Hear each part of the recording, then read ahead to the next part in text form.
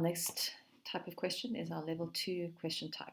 And this is based on what you would do for a similar kind of question to an English comprehension.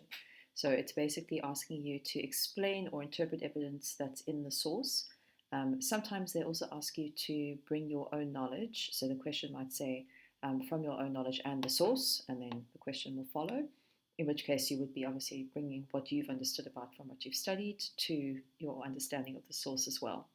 The kinds of questions you can expect here are words like explain, why, how, comment on, which just means explain. So those sort of basic question words that you would expect to see also as you would see in English comprehension.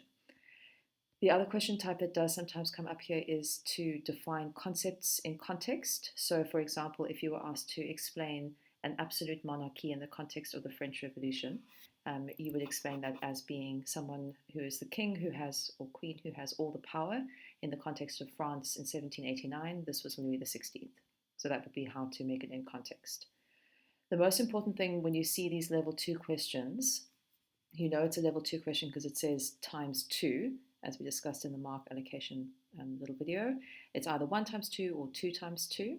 If it's 1 times 2, 1 point, 2 times 2, 2 points, but it must be in your own words. You cannot quote for these level 2 questions. You need to make sure that you are paraphrasing.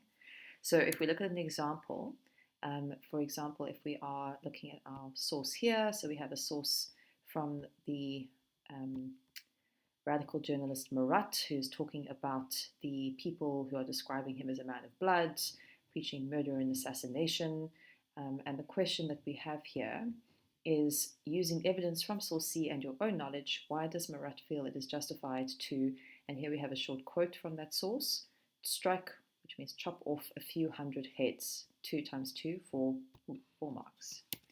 So this is what we've got as our answer. Marat feels justified to cut off a few hundred heads because these people are enemies of the revolution and he thinks may cause the revolution to fail.